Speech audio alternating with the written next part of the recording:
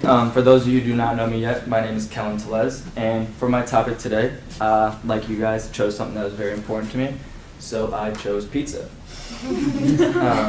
Personally, my favorite type of pizza is a Chicago-style deep dish with pepperoni on it. But with that being said, there is tons of different variations and flavors available for pizza, and it's going to be my job today to let you know the essential facts about it. To begin with my credentials, in high school for 3 years, I was actually a pizza cook.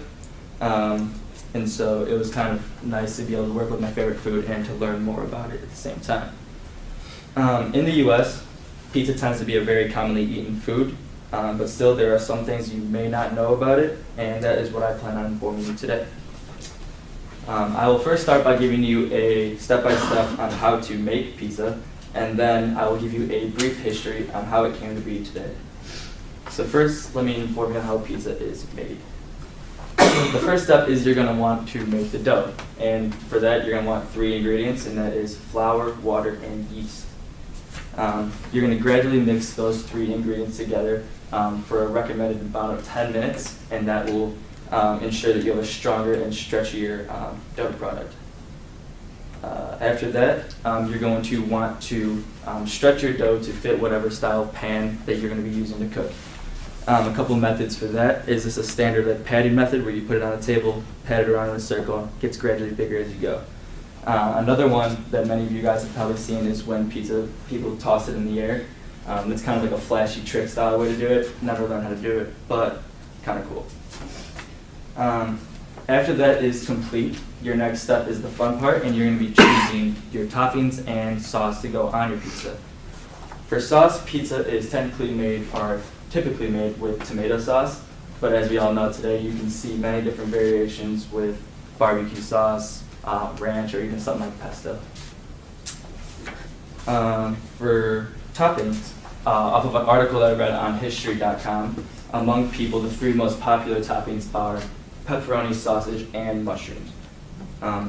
So with that being said, once you chose your toppings, you can also take your choice of cheese. And with that, typically it is made with a mozzarella cheese, but the great thing about pizza is that you can kind of do whatever you want with it, and it'll all bake in nicely. Your final step is also the most important step, and that's going to be the baking process. I don't know about you guys, but for me, there's nothing worse than getting your hopes up when you're about to cook a pizza to find out that you burnt it to a crisp. So, assuming that you successfully cooked it right, the next step is going to be finally getting to eat it and enjoy it. So now that I have shared with you a step-by-step on how to make pizza, it is now time to give you a brief history on how pizza came to be the way that we see it today. Pizza has had a long journey to 2017. It was actually originally created in Naples. And when it first started off, since pizza is actually a pretty cheap food, as we all know, it was actually only eaten by people who were less fortunate, to the point where people who actually had money thought that it was a disgusting diet to choose. And it wasn't until a visit from Queen Margarita, she was on tour and she just happened to be sick of her normal diet, so she wanted to try something a little bit more native to the land. So she tried out pizza for once. Her favorite style was mozzarella, red tomatoes, and green basil. And so that is what you would be calling today a margarita pizza. Pizza actually didn't make its way to the United States until about the beginning of the 19th century. It came over with immigration, and it was first seen in cities like New York, Boston, and Chicago.